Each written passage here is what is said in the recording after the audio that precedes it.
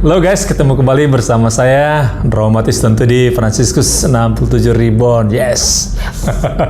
Kali ini saya bersama dengan seorang saudara muda Fransiskan OFM yang sedang studi di STF di Dirgakara ya. Betul. Nah, namanya Frater Juan Carlo Suban Mukin. Betul. Nah, Putra Depok ya? Iya. Putra Depok. Betul, ya. Saat ini sedang berada di semester berapa? Sekarang menginjak semester 4. Semester 4. Ya. Artinya tahun kedua ya? Kedua, betul. Tahun kedua kuliah di STF Dirgakara. Ya.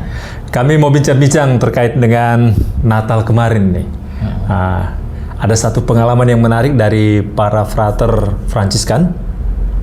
Karena di masa Natal mereka malah live in dan tinggal di santren ya. Betul. Nah, ini kita mau gali nih Ya. kisah inspiratif kok Natalan di santren ya. Iya. Nah, ini kita mau tanya nih frater kita ini nih. Apa kabar Frater Juan? Kabar baik. Sehat. Sehat ya? Iya, sehat. Puji Ya, Tuhan. puji Tuhan. Mantap. Luar biasa. Iya.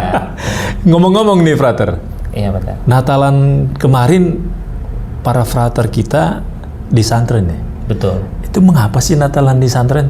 Oke. Biasanya kan orang Natalan mungkin live-nya di paroki-paroki bersama umat ya. Betul. Kok Natalan di santren nih? Iya, oke. Jadi baik, mungkin sekali lagi perkenalkan, nama saya Frater Carlo OFM. Sekarang saya sedang studi di STF Dirgakara tingkat 2 semester 4 gitu.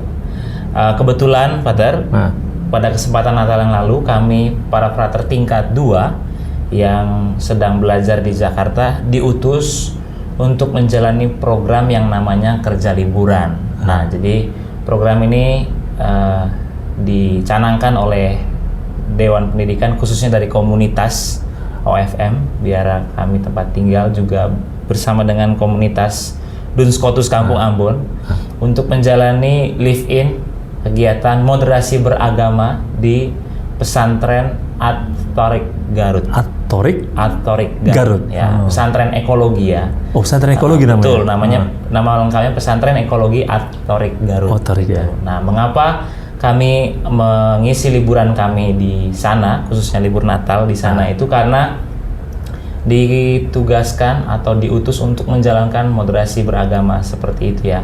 Jadi menjalankan dialog beragama bersama dengan saudari-saudara kita yang beragama Islam seperti itu. Saudari-saudara kita yang Muslim, kami diutus ke sana dan ya berbagi pengalaman, berbagi ilmu mengenai agama kita antara Katolik dengan Islam seperti itu. Itu mulai dari tanggal berapa sampai tanggal berapa, Frater? Ya, kami menjalani program live-in itu mulai dari tanggal 22 Desember 2024 hingga 4 Januari 2025. Oh, berarti Natal dan Tahun Baru di santren ya? Benar sekali. Natal dan Tahun Baru kami isi di pesantren At-Thoriq Garut. Luar biasa nih. Natal tapi di santren ya? Benar. Gimana pengalaman pertama sekali berada di santren? Ini pengalaman pertama ya berada di santren? Benar.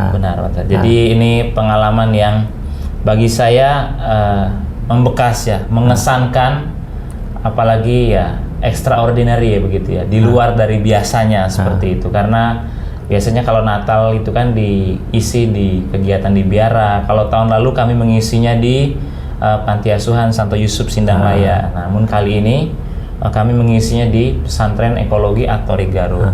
Rasanya itu bisa membagikan sukacita kepada sesama kita yang notabene beragama lain ya. Bisa membagikan sukacita Natal yang mereka juga menerimanya dengan antusias dan mereka pun juga mengucapkan kami selamat Natal gitu. Oh, enggak sungkan mengucapkan. Mereka sangat tidak sungkan untuk mengucapkan selamat Natal kepada kami. Padahal notabene ada di Garut ya yang katakanlah kental nuansa Islamnya seperti itu. Sehingga mereka terbuka ya? Mereka sangat terbuka gitu.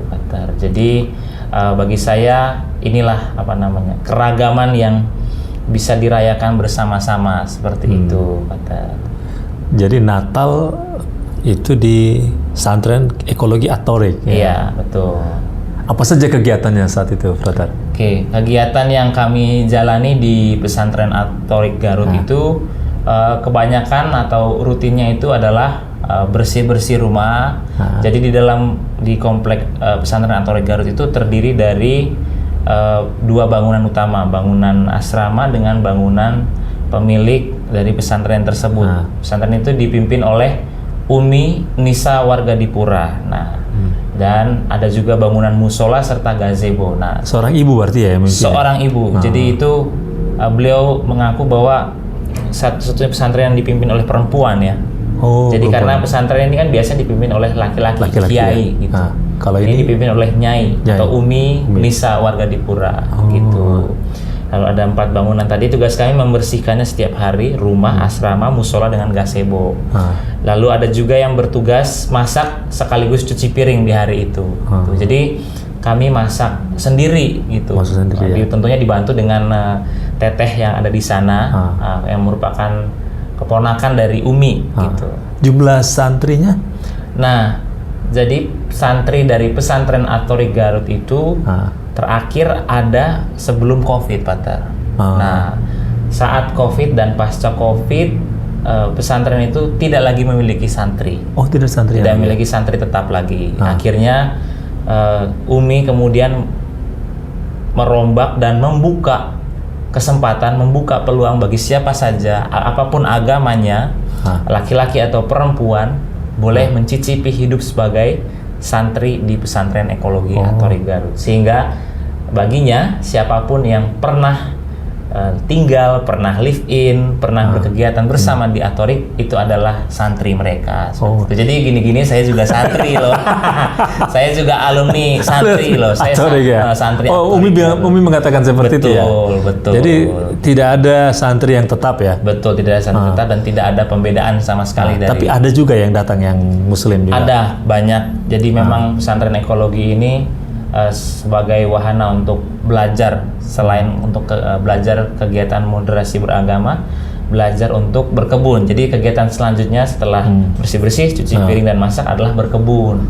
Jadi kami pergi ke sawah, kemudian pergi ke kebun untuk mencabut-cabut rumput liar dan menanaminya dengan tanaman-tanaman seperti itu. Jadi waktu frater dengan berapa jumlah frater yang ke sana? Berapa orang? Kami berjumlah 10 orang. 10 frater ya? 10 frater. 10 frater Fransiskan ya? Betul, dari Biara Fransiskan, dari Biara Santo Antonius Padua Rawasari dan Biara Don Scotus Kampung Ambon ya? Betul. Ada 10 orang? Betul. Lalu waktu di sana ketemu nggak dengan santrinya yang waktu itu ada nggak saat itu? Oke, jadi memang kebetulan pada hari pertama kami datang, kami menjalani kegiatan bersama-sama dengan Perhimpunan Mahasiswa Islam Indonesia dan Korpri juga ya. Itu mereka dari 2 organisasi itu juga kebetulan sedang ingin belajar di tempat itu gitu. Jadi di 2 hari pertama, jadi mereka hanya menjalankan kegiatan selama 2 hari.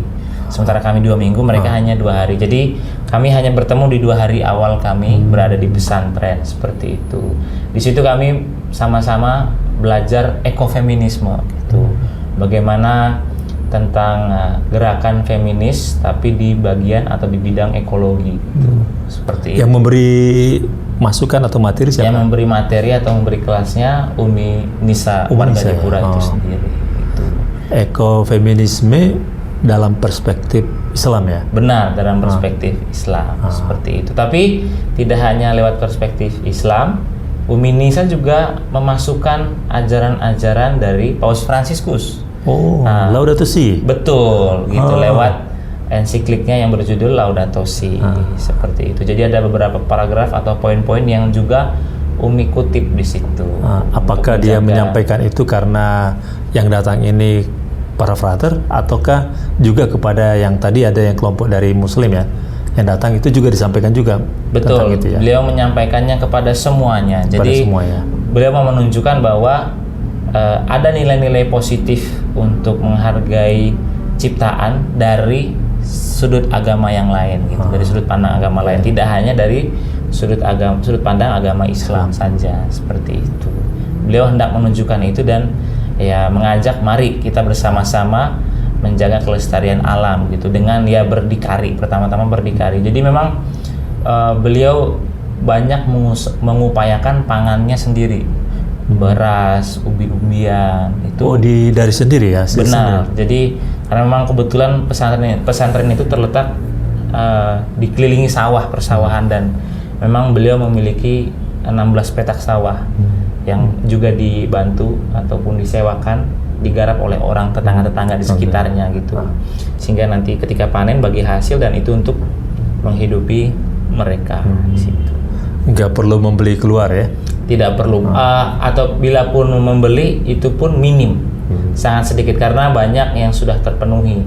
Bumbu-bumbuan, kemudian bawang merah, bawang putih, bumbu-bumbu dapur banyak yang diupayakan sendiri, ditanam sendiri di komplek, sendiri, ya? Betul, di komplek pesantren At-Thariq Garut. Seperti itu, Pak. Jadi waktu frater-frater kita di sana ada 10 orang itu bertemu dengan kelompok yang tadi ya? Iya. Dari orang muda Muslim juga ya? Iya, betul. Terjadi perjumpaan. Iya. Apa kesannya waktu pertama sekali bertemu dengan mereka di rumah mereka itu ya? Iya, betul. Mereka memang kebetulan berasal dari Garut juga ya, Pak. Jadi memang kamilah yang tamu di situ. Kalau yang saya rasakan itu, Pak Ter, memang pertama-tama saya memiliki disposisi yang terbuka melihat apa adanya dari saudari-saudara kita ini yang beragama Islam. Lalu mau untuk mendengarkan, mau untuk melihat, dan mau untuk berdialog gitu, membuka percakapan gitu, tidak tertutup ataupun eksklusif dengan hanya teman-teman frater saja gitu. Tapi ya memang dalam perjumpaan kami melakukan percakapan ataupun bertukar ilmu dari agama kami masing-masing, seperti itu gitu. Jadi waktu Umi menyampaikan bahan itu dari para frater juga menyampaikan masukan juga. Betul. Dalam perspektif Katolik. Betul, menyampaikan masukan bagaimana menghadapi, khususnya waktu itu ekofeminis itu menghadapi situasi ekonomi juga yang bergejolak, yang ya kita tahu isu-isu PPN yang meningkat ya, Pak ya. Nah, bagaimana dengan mengupayakan alam kita sendiri, kita bisa tidak terdampak dari kenaikan PPN itu. Itu juga yang disampaikan Umi. Lalu dari kami juga menyampaikan bagaimana upaya untuk ugahari atau menahan diri dari godaan-godaan konsumerisme, karena sudah PPN naik, lalu nanti bisa tergoda juga untuk konsumtif, bersikap konsumtif, mau beli ini, mau beli itu tanpa tahu apa kebutuhan yang kita perlukan, seperti itu. Itu, dan mereka juga memberikan banyak pertanyaan dan masukan, sehingga di dalam kelas itu terjadi diskusi juga ya. Tidak melulu hanya dari materi dari Umi saja. Seperti itu, Pak. Dari pengalaman bersama dengan Umi dan juga teman-teman yang kebetulan ada 2 kelompok tadi ya, yang mondok selama 2 hari tadi. Untuk masyarakat sekitar gimana? Oke. Itu pengalamannya bersama mereka. Bersentuhan juga? Memang bersama dengan penduduk sekitar itu kami kurang menjalani ini interaksi ya, karena memang pesantrennya tempat Umi tinggal, tempat kami tinggal juga itu ada di rumah di paling ujung gang, dan banyak dikelilingi sawah gitu. Dan untuk menjalin relasi, paling kami hanya menjalin relasi dengan bapak yang menggarap di sawah gitu. Ya. Tapi memang ketika ke warung gitu, ketika juga menemani Umi sepulang dari Jakarta, beliau bercerita bahwa semua orang saling menjaga di sini, semua orang saling melindungi, sehingga di sini beliau bilang tempatnya aman, tidak ada maling gitu. Lalu memang ketika saya membeli perlengkapan di warung di dekat rumah Umi itu, memang beliau juga pemilik warung ini mengenali bahwa oh iya, memang Umi ini sering kedatangan tamu, banyak tamu dari orang luar yang ingin belajar bersama dengan Umi, dan ya mereka tetangga di sekitar memahami itu, seperti itu. Tapi untuk interaksi dengan sekitar memang kurang. Jadi kami memang banyak menghabiskan waktu itu di dalam pesantren, seperti itu. Jadi lebih banyak di dalam ya? Iya, kalaupun memang kecuali pada hari Minggu, perayaan Natal, malam Natal, tutup tahun, dan tahun baru, kami pergi merayakan Ekaristi juga di Gereja Santa Maria Paroki Garut. Seperti itu. Jadi ke gereja ya saat Ke Natal. gereja juga, betul. Lalu apa yang Frater rasakan ya kesannya dari Umi ketika tiba kan tanggal 22 ya? Iya, betul. Tanggal 22, 23, 24 beritahu juga kalau ini mau malam Natal nih. Benar. Dan kemudian kami mau ke gereja begitu ya. Iya.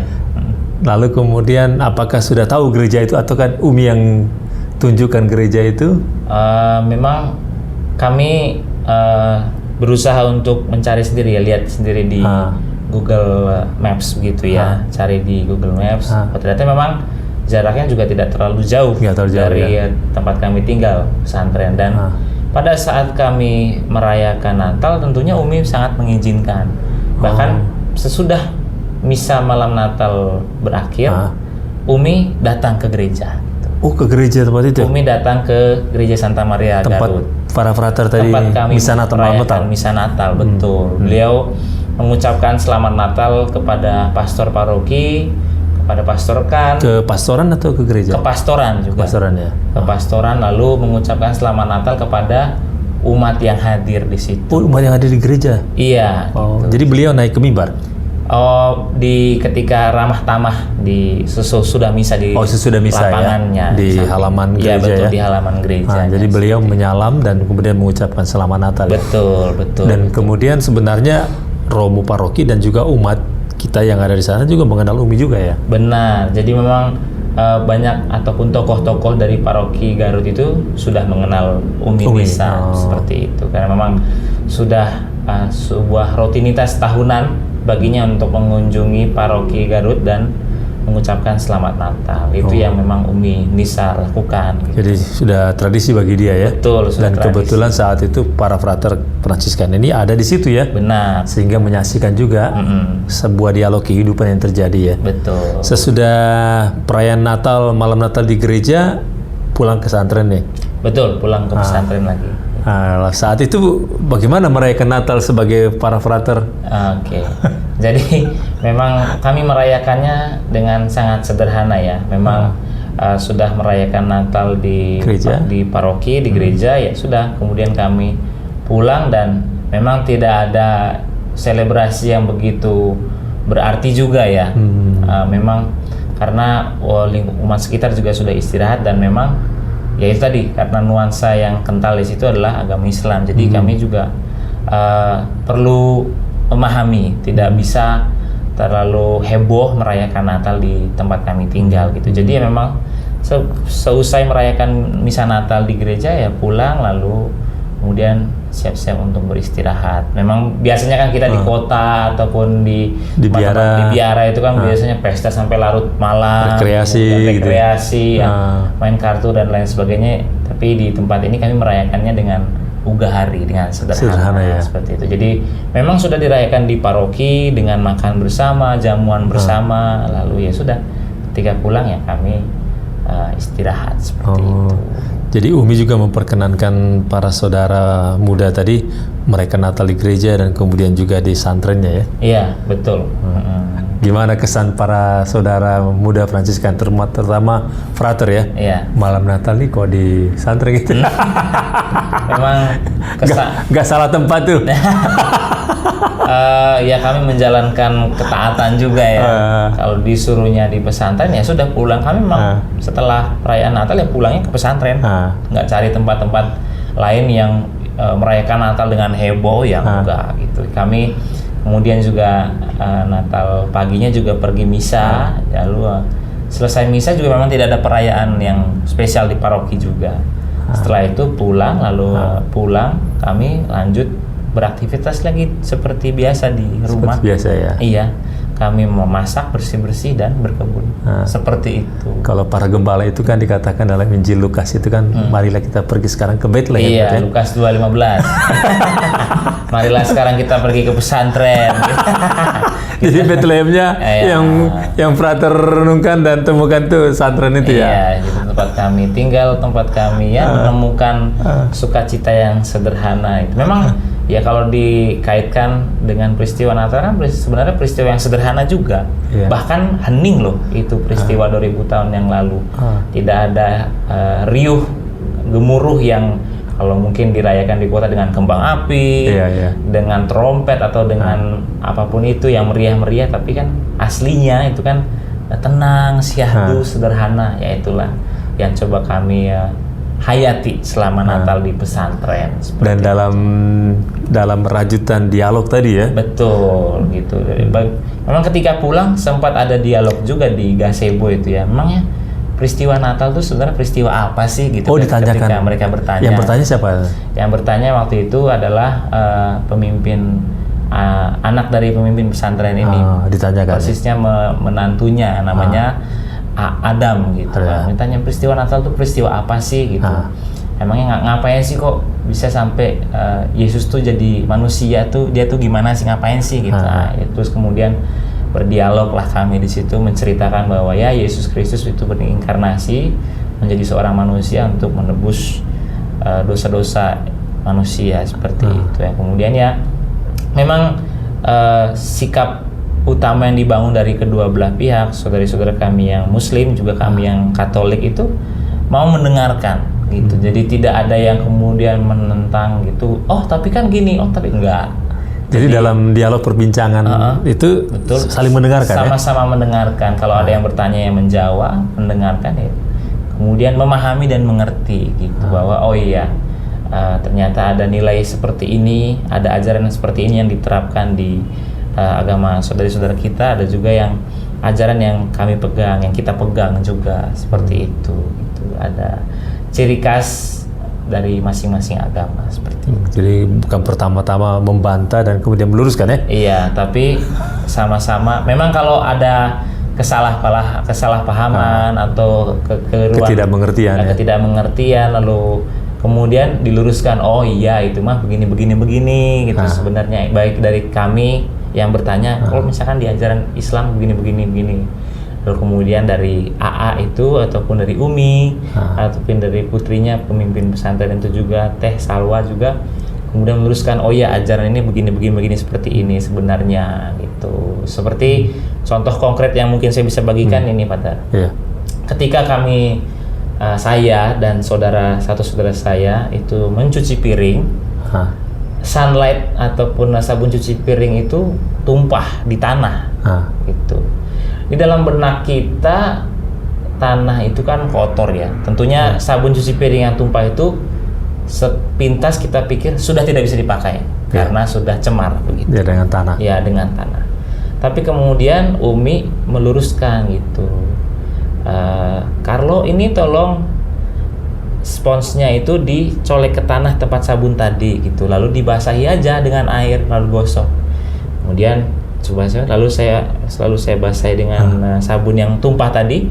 Tapi saat dialir air saya coba kucek, tapi kemudian Umi larang jangan dikucek gitu. Tanah itu menyucikan.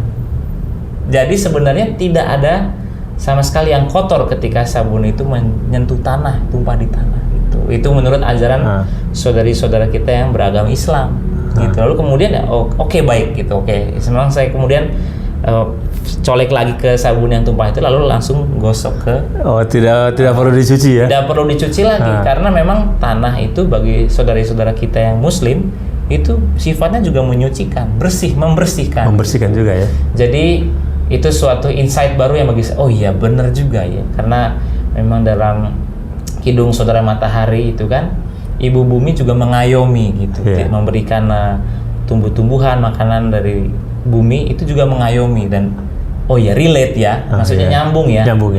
Dari tanah itu menyucikan lalu mengayomi, jadi jadi mengubah suatu sudut pandang kita dari masyarakat umumnya bahwa tanah itu tadinya membuat kita kotor, membuat kita katakanlah atau jijik paling parahnya, tapi di balik itu semua sebenarnya kalau kita lihat lebih jauh, tanah itu menyucikan kita. Bahkan ya kita hidup dari hasil tumbuh-tumbuhan yang berasal dari tanah ya. Betul, itu yang kemudian sederhana. Luar biasa sederhana tapi iya luar biasa itu. Ada insight baru ya. Ada insight yang bisa saya pahami, saya terima dan diterapkan kehidupan berikutnya.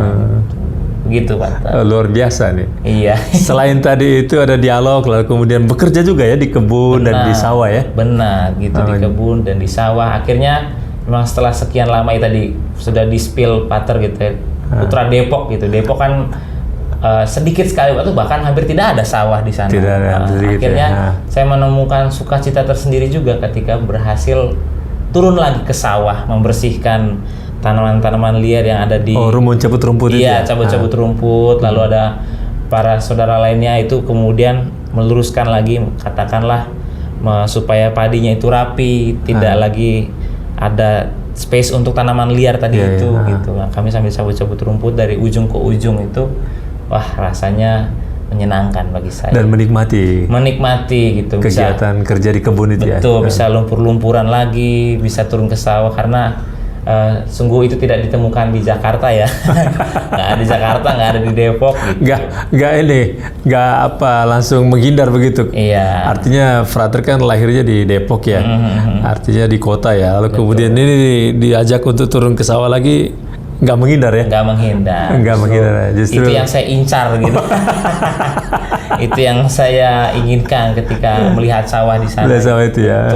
Dan malah senang dan bergembira bisa bekerja di sawah lagi ya. Bersama dengan saudara-saudara yang lain, bisa bekerja dengan warga yang kebetulan sedang bekerja, bersama dengan teteh di situ. Gitu Pak. Luar biasa Pak. Iya. Ini pengalaman pertama ya? Pengalaman pertama bagi saya untuk ada di Garut. Di Garut, di pesantren itu ya? Pesantren juga untuk kembali lagi turun ke sawah gitu. Seperti itu Pak. Luar biasa nih. Apa kira-kira yang bisa Frater bagikan ya terkait dengan ini kan masa Natal di pesantren ya? Betul. Dan makna Natal yang bagaimana yang Frater temukan ya? Ketika merayakan Natal di pesantren itu, ajakan pada para gembala oleh para malaikat itu kan untuk pergi ke Bethlehem katanya. Malah kalian pergi ke pesantren. Iya. Apa yang kira-kira Frater rasakan ya sebagai sebuah pengalaman yang ini bukan pengalaman yang sambil lewat, tapi pengalaman yang memang punya makna gitu ya. Betul. Nah, apa yang kira-kira Frater temukan ya? Baik, dari yang saya temukan itu memang bukan hanya Natal tapi tahun baru ya. Tahun baru juga ya. Tahun baru kami benar-benar lewati di pesantren gitu. Jadi kebiasaan yang kita miliki itu kan biasanya di biara itu menjelang tutup tahun kita menyanyikan Te Deum, madah Allah Tuhan kami, seperti pujian tuh. Lalu memang kami lakukan juga di tempat yang sama di pesantren. Di pesantren kami menyanyikan madah Allah Tuhan kami. Diperkenankan sama kami berkumpul bersama-sama diperkenankan. Jadi menyanyikan lagu itu. Jadi memang di malam tahun baru itu kami semua berkumpul, baik Umi beserta dengan keluarganya, lalu kami semua kami berhadap-hadapan, lalu kami hening sejenak, lalu dipimpin doa oleh salah seorang saudara. Setelah doa, kemudian kami menyanyikan pujian madah Allah Tuhan kami itu, Te Deum itu ya. Setelah itu kemudian gantian saudari-saudara kita yang beragama Islam itu mendoakan doa mereka tutup tahun, mensyukuri segala rahmat yang telah diperoleh selama tahun yang lampau, kemudian memohon berkat untuk tahun yang akan dijalani gitu. Lalu setelah doanya selesai dari kedua belah pihak, lalu kami salam-salaman. Itu luar biasa. Iya, luar biasa ya, salam-salaman, ya saling memberikan selamat, ucapan selamat tahun baru. Selamat tahun baru ya.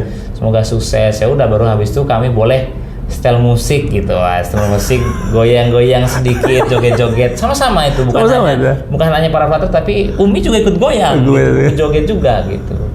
Nah, dari peristiwa ini yang bisa saya petik itu soal keindahan dari keberagaman itu, Pak Tar, bahwa keberagaman itu tidak sepenuhnya memisahkan kita, tidak sepenuhnya membagi kita, atau dalam kata yang lebih jeleknya lagi itu memecahkan kita. Tapi justru keberagaman itu ketika dipadukan itu, ternyata punya keindahannya tersendiri dan tidak melulu fokus pada perbedaan. Ternyata ada juga loh kesamaan-kesamaan yang memperkaya refleksi iman kita, memperdalam iman kita juga, seperti contoh tadi peristiwa cuci piring tadi itu gitu. Itu keberagaman ternyata memperindah dan memperkaya iman kita gitu sebagai orang Katolik gitu. Itu pesan yang mungkin poin yang saya petik pertama-tama dan utama dari pengalaman moderasi beragama di pesantren Atorik Garut ini bersama dengan Umi Nisa, Teh Hawa, Adam, juga yang lainnya, itu yang bagi saya berkesan dan tinggal di dalam benak saya seperti itu. Beragama seperti itu, Pak. Jadi ibadat tadi yang tutup tahun tadi ya. Betul. Kita kan biasa selalu kalau di biara itu ibadat ya dengan Te Deum tadi ya. Iya. Artinya ibadat yang tadi frater lakukan di santren itu kan gabung dengan Umi ya. Betul. Dengan saudara-saudari yang beragama Muslim. Iya.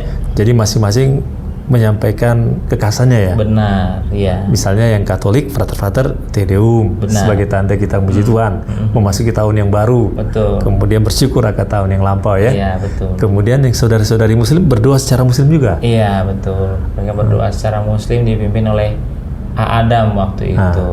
Karena kan sebagai laki-laki imam bagi mereka untuk memimpin doa atau. Ya. Artinya ada keterbukaan juga dari Umi ya. Betul. Memperkenankan frater untuk menyampaikan doa secara Katolik itu Iya, ya. Di rumahnya ya. Betul, sangat terbuka. Sangat terbuka ya. Iya.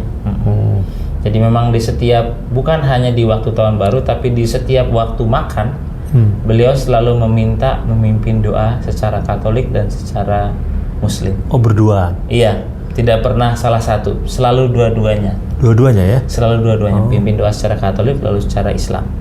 Oh, sekali doa, dua-dua maju. Iya, gitu. Jadi bergiliran gantian dulu. Misalkan doa dulu, silahkan frater pimpin doa gitu. Lalu kan berdoa, selesai tanda salib, giliran mereka berdoa gitu. Baca surat berdoa, lalu doa sebelum makan, lalu Al-Fatihah, surat Al-Fatihah, lalu amin, selamat makan. Gitu, seperti itu. Indah juga ya. Iya. Kalau hidup bersaudara seperti itu ya, dalam perbedaan yang tidak perlu dipertentangkan ya. Iya, tidak perlu dipertentangkan, tapi ya itu. Soalnya kalau kita bisa menemukan keindahannya ya, sungguh kita terkagum-kagum tersendiri ya. Gitu, seperti itu. Ada nggak yang frater rasakan ya ketika mengalami masa living tadi ya, mulai dari masa Natal di sana, kemudian tahun baru di sana juga di santren, ada nggak sebuah perubahan paradigma yang frater rasakan ya? Artinya dipertobatkan lah kalau kita pakai bahasa rohani ya. Iya. Dipertobatkan dari sebuah pandangan yang dulu seperti ini, oh ternyata begini gitu. Iya. Ada nggak yang frater rasakan ya? Ya, oke, baik. Kalau dari pertanyaan yang Pater berikan itu, dari saya dipertobatkan khususnya dalam ucapan selamat Natal itu.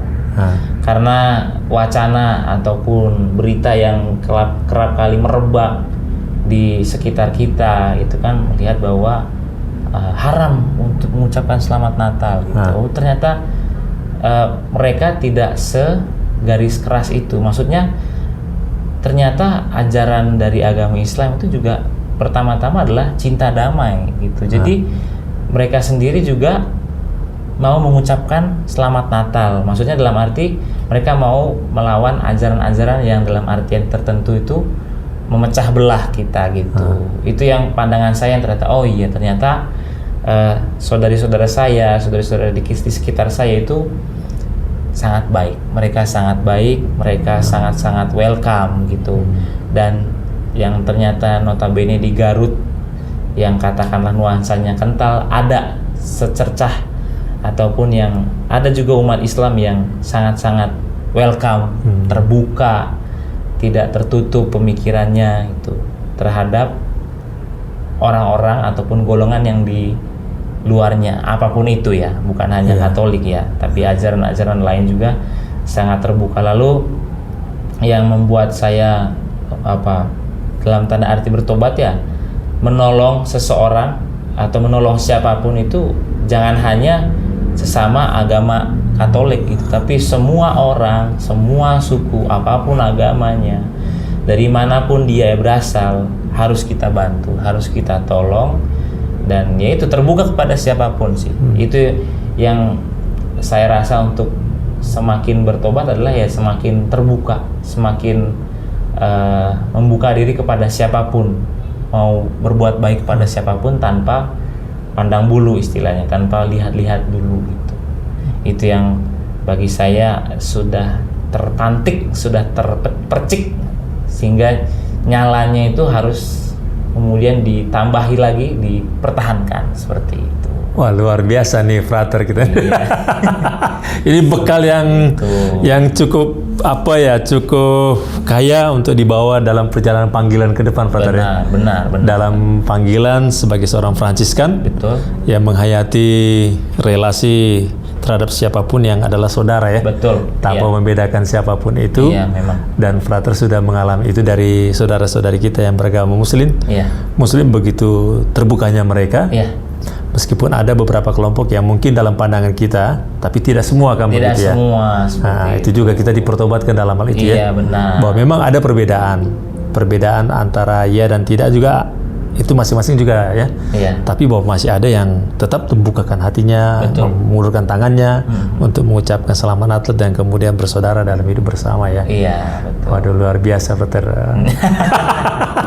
Apalagi yang bisa frater bagikan ya sebagai sebuah kekayaan tadi ya, Iya. yang bisa frater bagikan kepada kita atau para saudara-saudara kita yang mungkin menyaksikan perbincangan kita ini ya. Baik, dari yang bisa saya bagikan lagi itu memang kita sebenarnya bisa hidup dari lingkungan kita, dari alam seperti itu. Karena memang berkaca dari pengalaman yang Umi upayakan sendiri itu, dia juga sampah-sampah plastik itu jangan yang ada di kepala kita, dalam benak kita, apalagi di orang-orang perkotaan yang tinggal di perkotaan itu. Oh iya, sampah itu kalau sudah nggak kepake buang, nggak kepake ya buang, selesai gitu.